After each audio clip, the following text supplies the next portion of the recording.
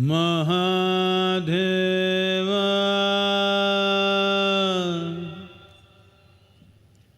Maheshwara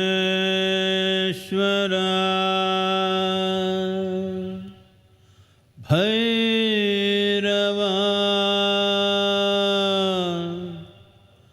Bhuteshwara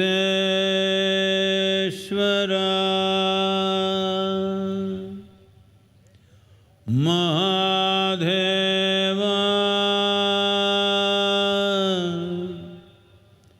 Maheshwara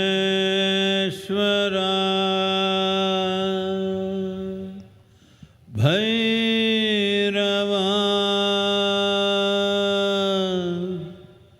Yogeshwara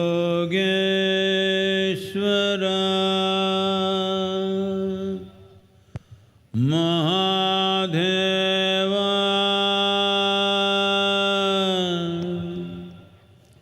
Maheshwara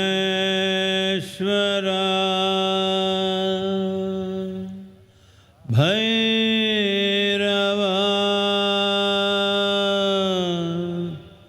Mukteshwara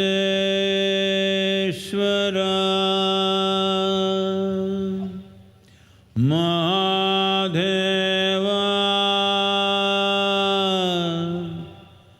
Maheshwara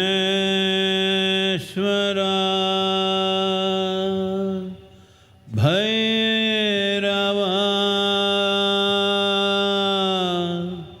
Kala Bhairava Kala Kala Bhairava Maharatre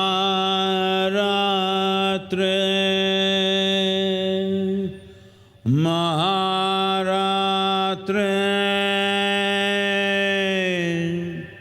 Maharatre.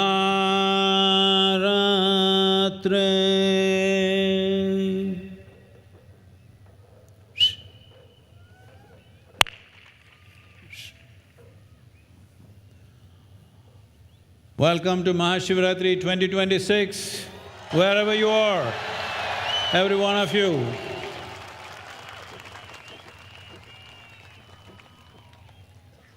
A night, for those who are willing, it's a night of transcendence, night full of possibilities.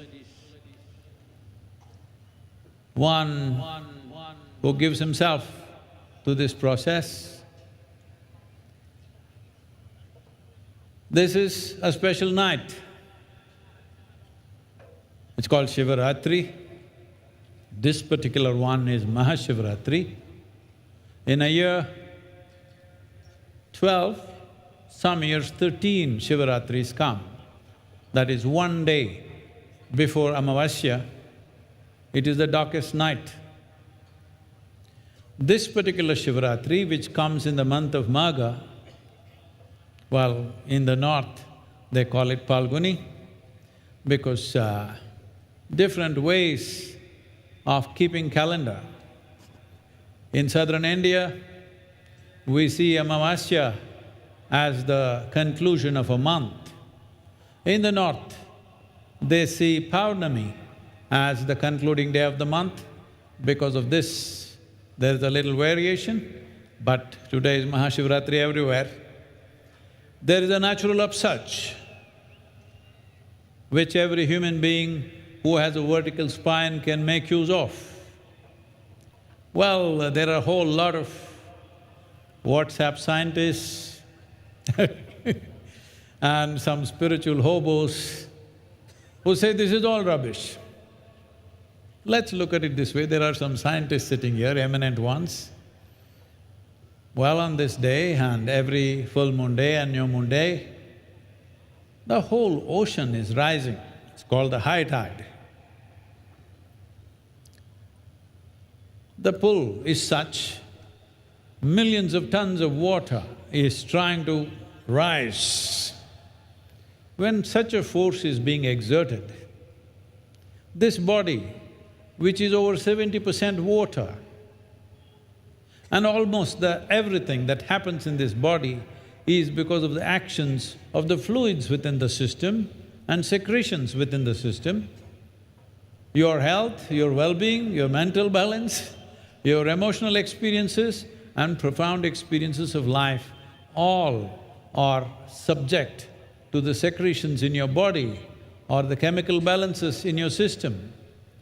And all this is in the fluid form or liquid form. If the whole ocean is trying to rise, do you believe nothing within you will rise? It does. If you're sensitive to it and open to it, it's a great opportunity which will enhance one's sense of health, well-being, material well-being, and spiritual possibilities, and above all, a successful life. Successful life does not mean doing better than somebody else. Successful life means this life found full expression. That is a successful life. You don't have to be better than somebody else, but you are at your best every moment of your life. This is a successful life. Now, essentially it means, in our lives, if we do not do what we cannot do, no problem. But if we do not do what we can do, we are a disaster. The whole effort of this yoga, my effort and Adiyogi's millennia of effort is just this, that nobody should be this disaster, that they themselves are an impediment. Their own mind, their own thought, their own emotions, their own bodies are in the way of their success. Well, if you step out into the world to do anything significant, there are 1,000 impediments. Some we will cross, some we may not. But if you yourself are an impediment, where is the solution? So the science of yoga and this Maha Shivratri, and above all, the iconic image of Adiyogi is essentially about this, that you are never the impediment in your life. The more things you do in this world, more impediments you will face. If you're not having any problems, obviously you're not doing anything significant in your life. If you're doing something significant, there will be 1,000 problems on a daily basis, because the world doesn't always make way for you. The world puts up many thresholds, it's for us to cross it, but the most important thing is, you are not a block in your own life. This much one must ensure, that your own mind, thought, emotion and energies do not become an impediment. To facilitate this is the science of yoga. Here, this iconic image of Adiyogi, hey, you like him? That's not good enough, what?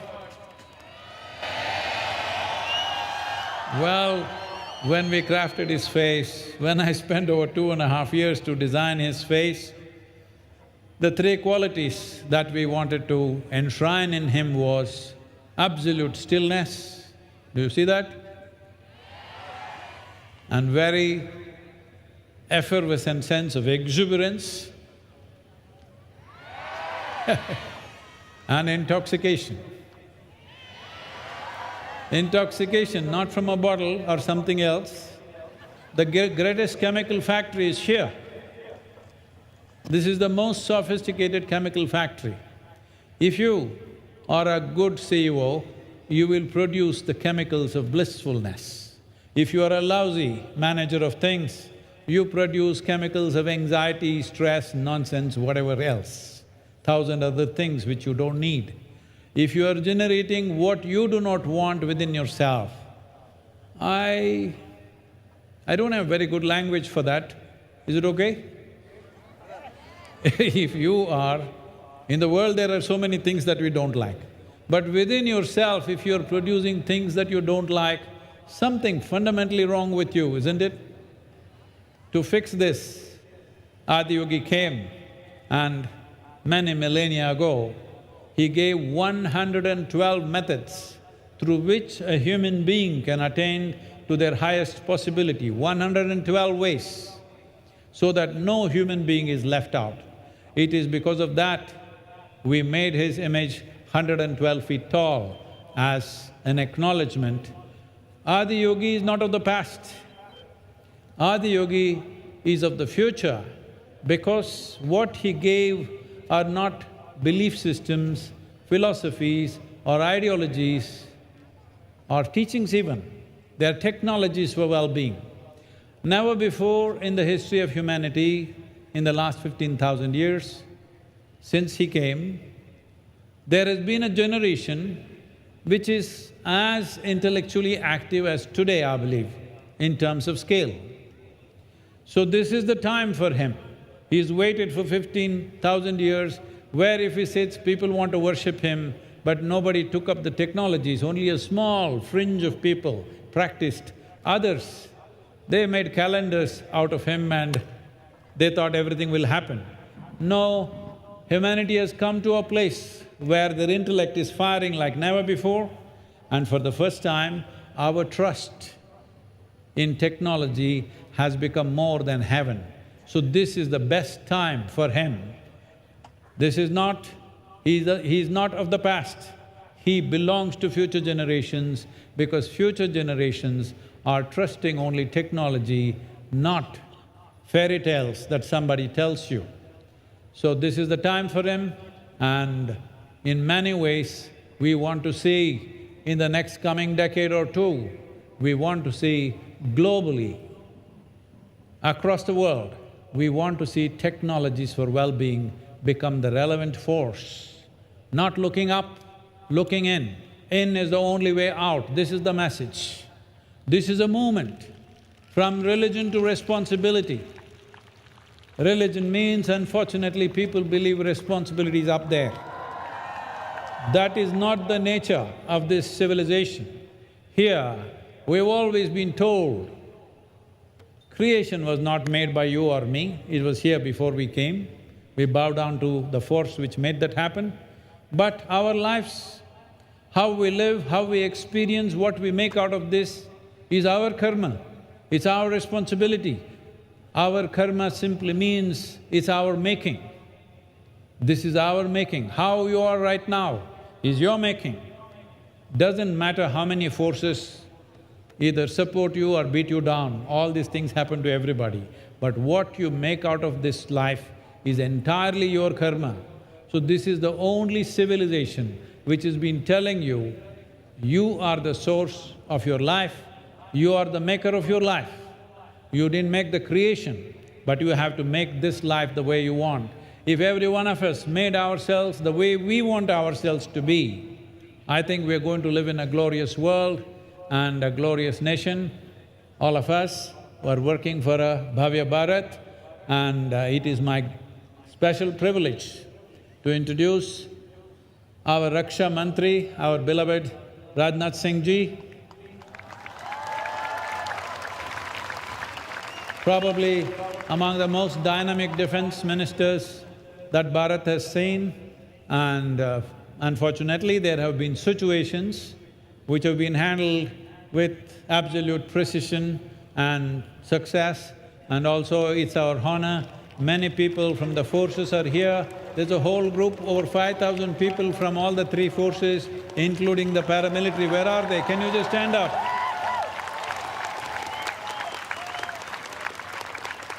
Today we are also honoring 9 of our stellar Bharatiyas who have contributed or continuing to contribute to build a Bhavya Bharat.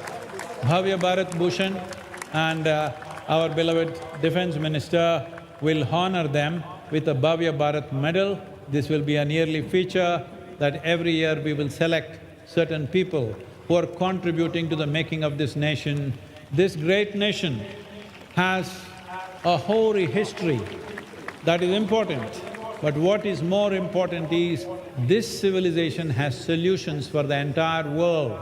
This civilization has solutions for humanity, because when we say Bharat, when we say Sanatana, Sanatana means eternal, Dharma means law. There are various kinds of laws. Of course, there are civil laws, there are criminal laws, there are a variety of laws. Similarly, there are dharmas or laws. If you are a grihastha, you have one kind of law. If you are a sannyasi, there's another kind of law. If you're a raja, one kind of law, if you're a praja, another kind of law. For everybody, there is a certain law or a certain code of conduct and operation. But there is something called as sanatana, that means eternal law. That which governs all life, not just humans, every life on this planet. So what we refer to as sanatana, which lot of bad press has happened, but essentially this is something that is relevant to all life at all times, because what is sanatan, what is eternal, is also all-inclusive. So, in making this nation a phenomena for the future generations, we are not looking at how to make this Bharat into a superpower. We don't want to be a superpower, because superpower means domination, dominating everybody in the world. We don't want to dominate anyone. We want to be a transforming force. We want to create a world that is gentle, compassionate, and just, and above all, spiritually alive. Because we are seeing across the world, just materially being well is leading to madness, being materially well is leading to all kinds of distortions that we have not imagined possible. So it's very important, physical well-being, mental well-being and spiritual well-being. The only civilization which has the necessary answers and necessary methods and technologies to offer to humanity is this civilization, which we call as Sanatan. Sanatana is not to be understood as just one narrow religion. No, it is eternal, that means it's naturally all-inclusive. So, we would like to honor the Bhavya Bharat Bhushan, and I request our… before that, we would like to offer an Adiyogi shawl to our Defense Minister, who's done fantastic things for our defense forces.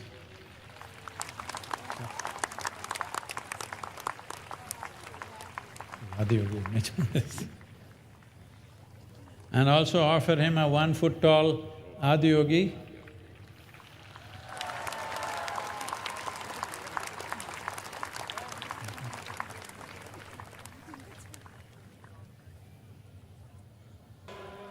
To have our beloved Raksha Mantri here for this Maha Shivratri, it's a great honor for every one of us, particularly in these times when unfortunately the world is in situations where we thought the military forces in the world are going to step back in 21st century, but they're stepping forward. I don't think we as a nation have any choice about that. So we have the most dynamic defense minister and lot of things being done, including manufacturing and other things related to defense happening or beginning to happen in India on a scale that's never been seen before. All this thanks to our Defense Minister Shri Rajnath Singh Ji, and of course the leadership of Prime Minister Narendra Bhai Modi, who is behind this, and all the defense forces and many other industrialists and others who are engaged in this to make the nation strong. Because unfortunately we still live in a world where we can't just mind our own business and continue doing what we're doing. That's not the nature of the world we live in. And today Maha Shivratri is happening here because there are men and women standing at our borders endlessly, alert, doing what they're doing. That is the fundamental reason why we are enjoying this festival. I want every one of you to know this. Hello. Only because there are men and women who live for this nation and willing to die for this nation. It's because of them we are having a festival and a celebration. We wish to honor every one of them, and immense gratitude to all of them and to our Raksha Mantri, who is here as a representative of all the forces in the country. Namaskaram, sir. Thank you very much. Please, Divya Darshan. Jaya Jaya Jaya Mahadeva.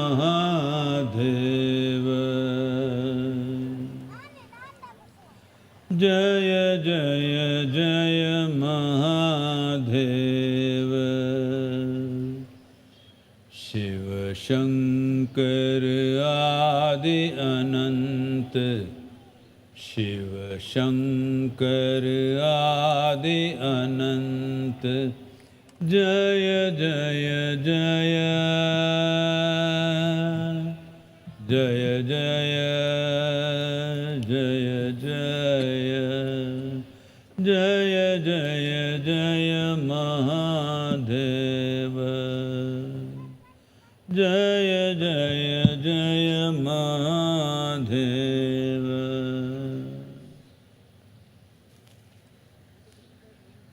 Namaskaram.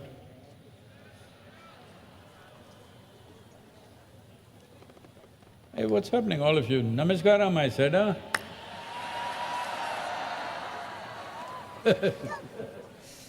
Wow.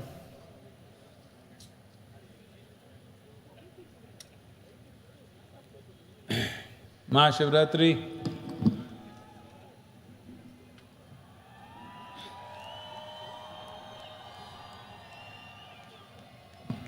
is perceived and celebrated in different contexts by different people.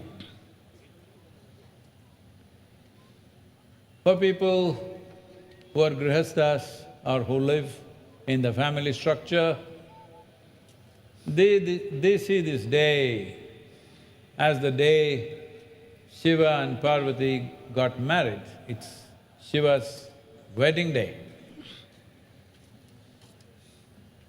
Ambitious people in the world see Mahashivratri as a day when Shiva conquered all his enemies. Those who are in conquest of life see it that way. Those who are on the spiritual path see this as a day when Shiva became still. So still, he became one with Kailash.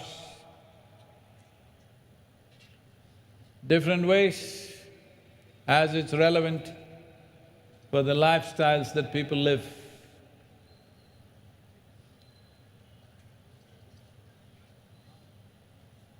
Well, generally probably most of you know the basic story of how a yogi appeared in the Himalayan region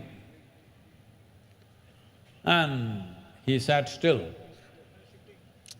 His greatest quality was he sat absolutely still. Initially people gathered in big numbers, but slowly they melted away because he did nothing, he just sat. Days into weeks, into months, he just sat. In the end, only 7 people were left. These 7 people recognized one thing, that if one has to sit still without the need for sleep, like you,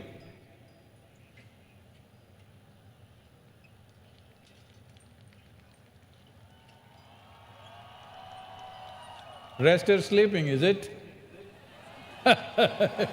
What's happening to the rest?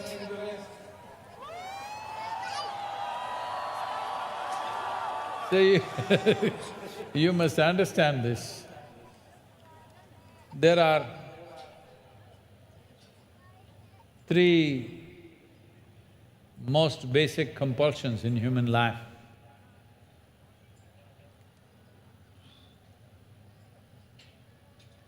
One is food, hunger. When you're hungry, to simply sit here not bothering about it takes a lot of strength. Even more compulsive process is sleep. When it comes, it doesn't ask your permission, it just knocks you down. Hello? You're saying yes? Today, no. Sleep is a very deep compulsion. And the next one is death. When it comes, you can't say no. When it comes, you go. So these are the three most fundamental compulsions in human life: hunger, sleep and death. Today you're handling only one thing, sleep. Say, I'm very easy on you. Annadanam is there, you can eat. I won't let you die. You should not sleep. Already gone. Huh? I want to see… these lights, I can't see anything, I want to hear some signs of life.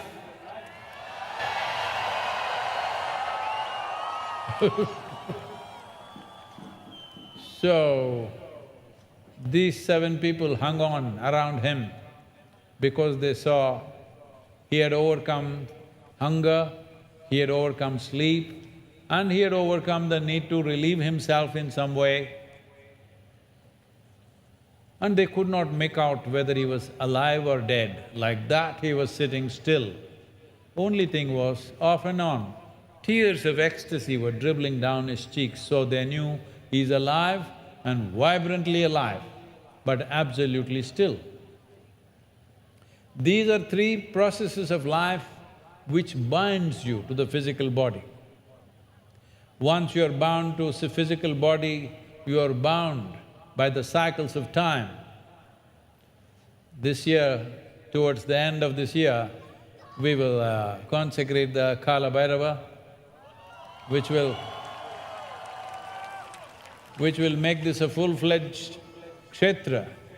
A kshetra means a place where just by being there, you will slowly melt. Transformation happens just by being in that energy. That's the only feature which was pending. It will be done this year. So, when these 7 sages noticed that Adiyogi doesn't seem to have need for food, sleep and no need to relieve himself in any way, bodily compulsions are all gone. That means he's sitting there as Bhairava, Kala Bhairava, because he's transcended time. When you transcend physicality, you transcend time. You must understand your idea of time or your experience of time is largely due to the cyclical movements. Planet spins once, we call it a day. Moon goes around, we call it a month.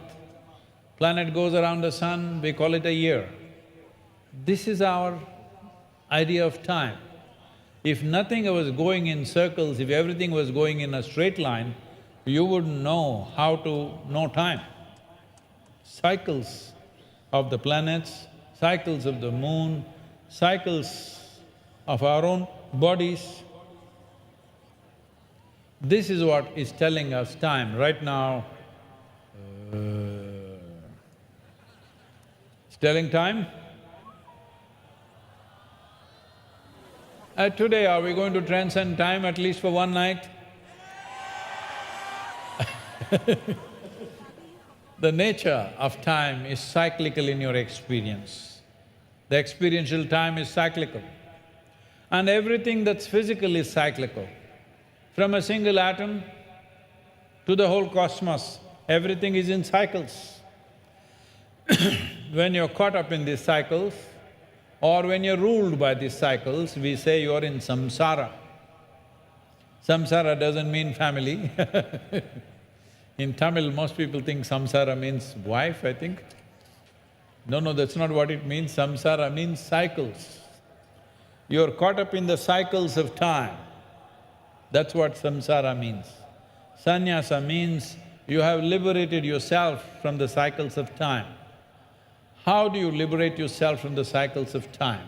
It's only because of the body. One night in a year, to sit up alert How many issues?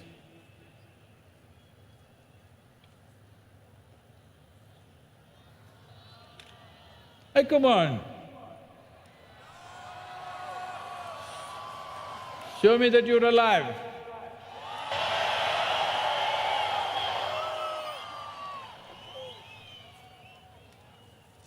So, to sit up one night, there's a lot of struggle for a whole lot of people.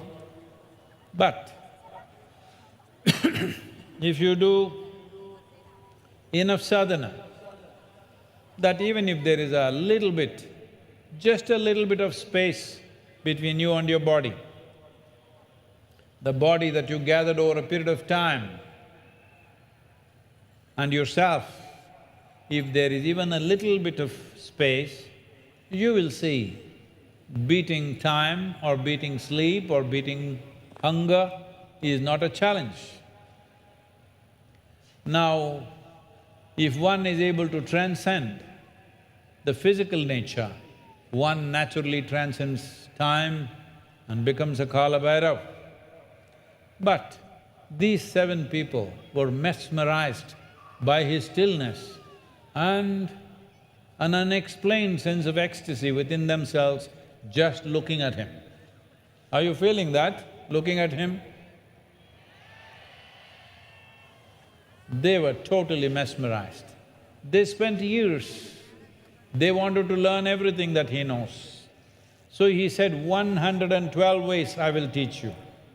But 112 was too much for each individual.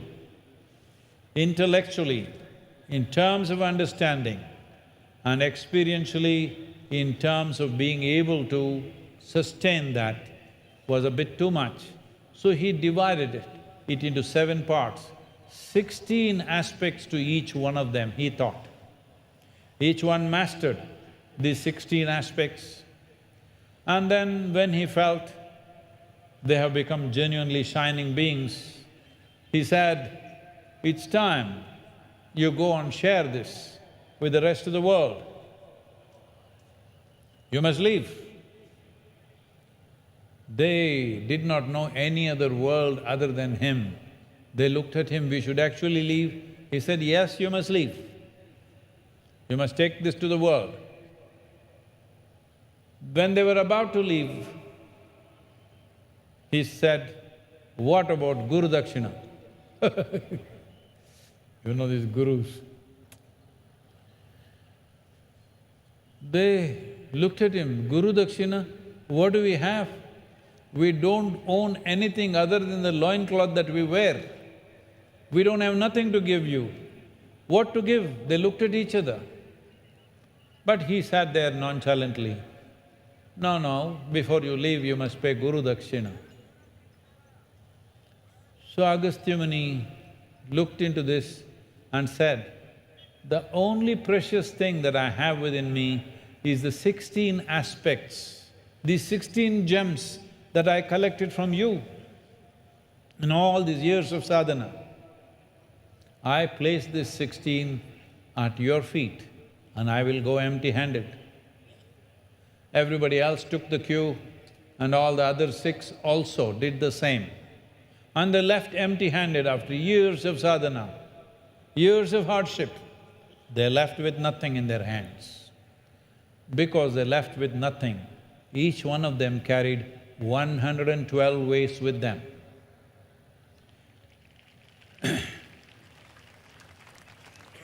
And this spine of knowledge and knowing and methods and technologies of inner well-being, they took it to different parts of the world. One of them went to Central Asia, the other one went to North Africa, another one went to South America, one went to Southeast Asia, one stayed back with him, and Agastya Muni came down to southern India. We hold him as the father of southern mysticism. Everything that we know here is just a little bit of what he was. He built a huge mansion here. He made sure every human habitation south of Vindhyas, without exception, must have some spiritual process. Spiritual process, not as a withdrawal process, as they live. Every aspect of life should have an element of spiritual process. This is how he taught spirituality. Even today, in southern India, particularly in these parts of the country,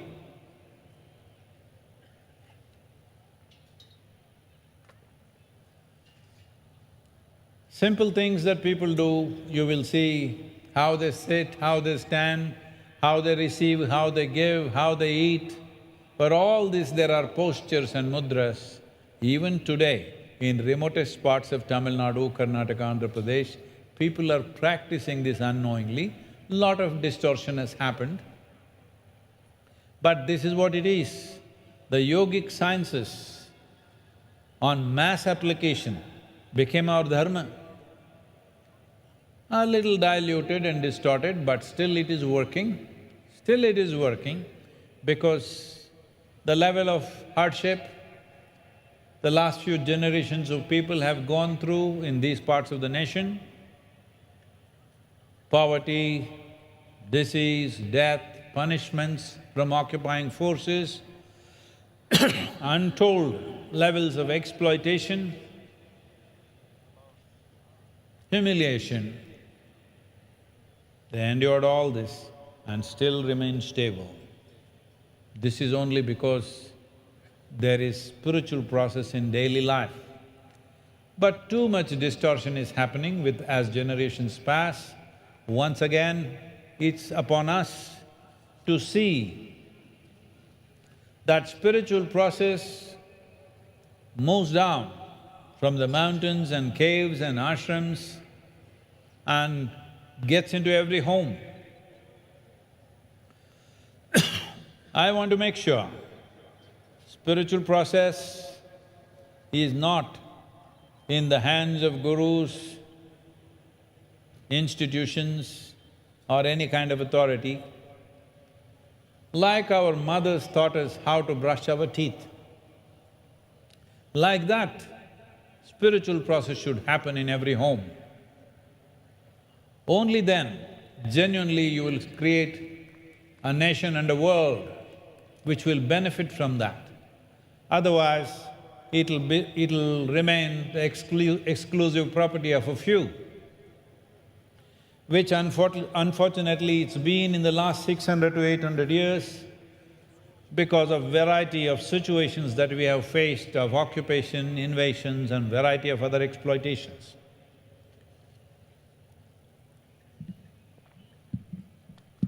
Why is this important?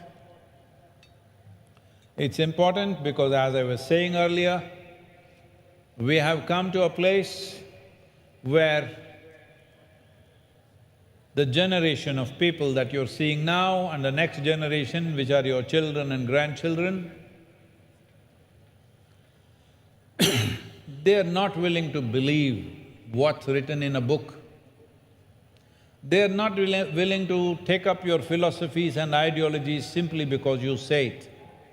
Even if you tell them God said so, they will ask, so what the hell?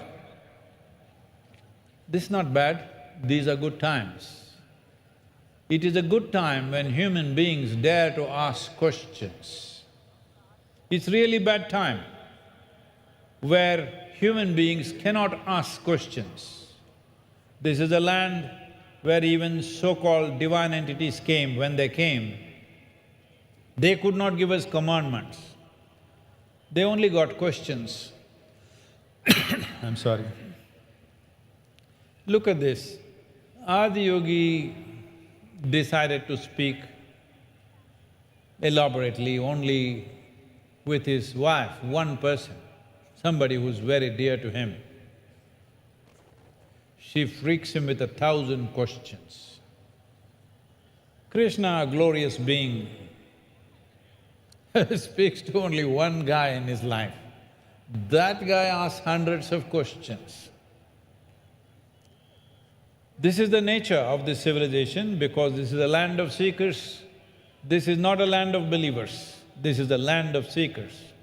Here, We want to experience the truth. We don't believe the truth that is said in the books or by sages and saints. We bow down to it with great respect, but we have to experience our own truth.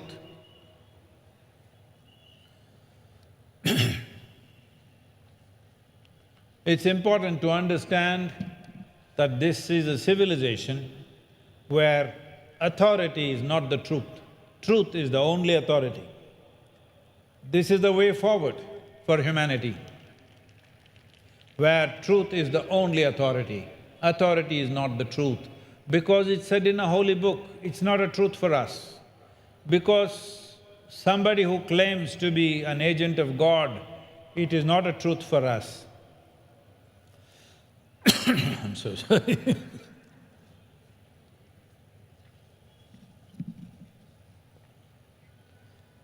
All the shouting. You must know the audio went off, I kept them going, all right?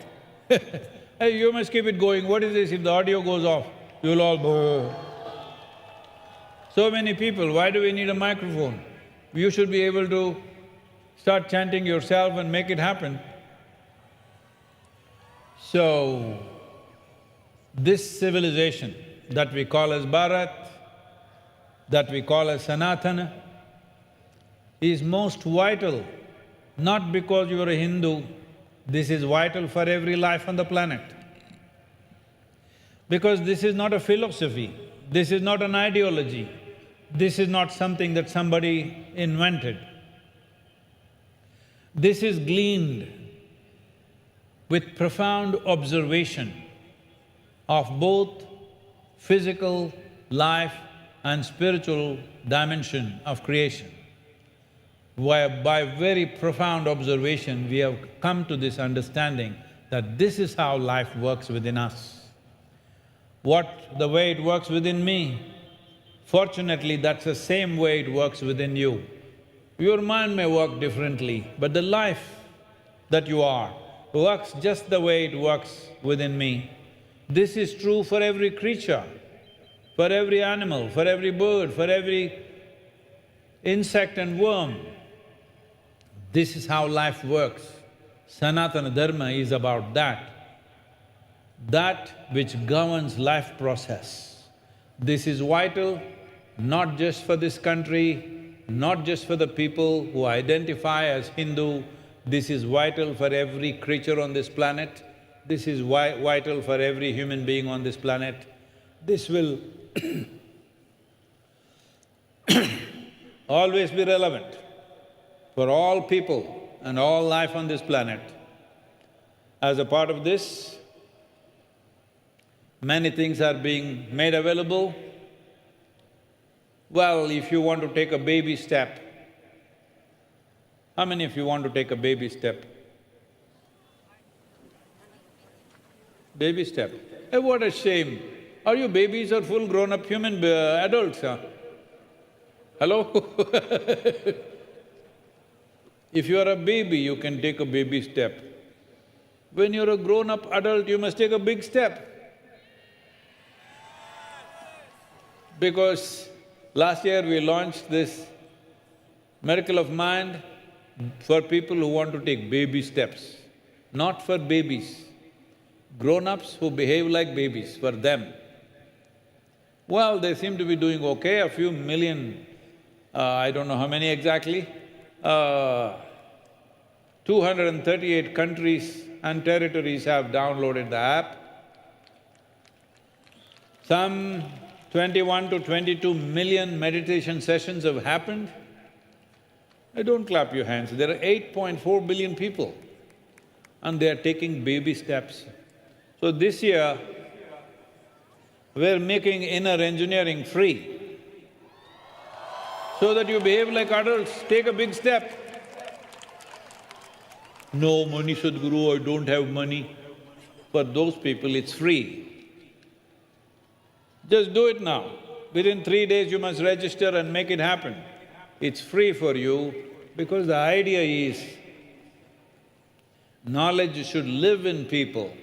Knowledge not to be stored in books, knowledge not to be stored in somebody's heads. it should live and reverberate in everybody's life. That is the idea of spiritual knowledge. Let's make it happen this year that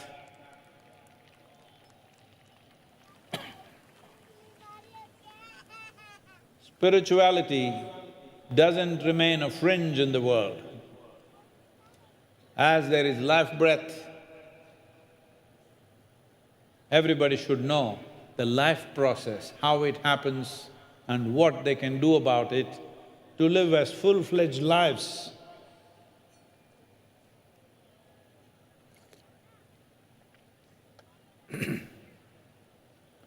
Full-fledged life does not mean you just spend your life to eat, sleep, reproduce and die one day. Nothing wrong with those things, everybody has to do that to some extent. But once you have come as a human being, if you just limit yourself to these fundamental activities of survival, of eating, sleeping, reproduction and dying one day, you will go unfulfilled. It's my wish and my blessing. In this generation, no human being should go unfulfilled. Those of you who are sleeping, I'm telling you, nobody should go unfulfilled.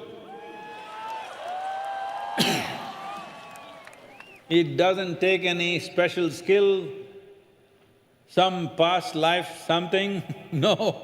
Nor do you need extra horns, no. If you are a living human being, it's possible for you.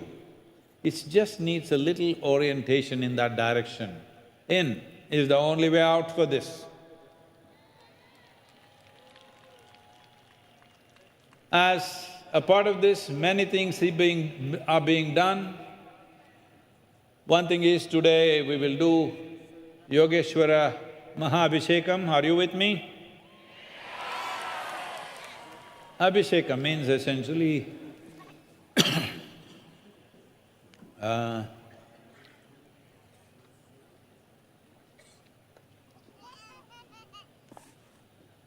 it is a way of getting the linga wet with certain substances, because when it's wet, your ability to feel it becomes better. If you could give all of you a shower, no clouds in the sky, what shall I do? If we could give all of you a shower, then you would be far more receptive if your bodies were also wet, because that's how you were supposed to go into the temples, always take a dip in the kund and then go into the temple. The linga is also kept wet all the time. As you've seen in the Dhyana linga, it's always dripping water. Here we will do a Mahabhisheka today. Please participate. And you must do the chanting, not me, okay? I've already screamed too much. Hello? Just check your neighbor, huh? Elbow them a little bit. Hello? Make sure they're awake. You know, there is a tradition in southern India. There's a tradition in southern India that when most of the homes had tile roofing at one time, it was part of the duty for the young people, for youth and children, to take pebbles and throw it on everybody's tile roof, so that just in case somebody has fallen asleep, they must come awake on Mahashivratri night. So it seems there is there is lot of benefit in keeping your neighbor awake. Hello? Both sides. Are you doing that?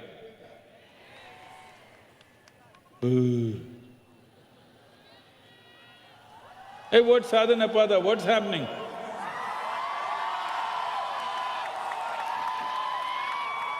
Samskriti, what's happening here? Isha homeschool. Hey, what rest of you?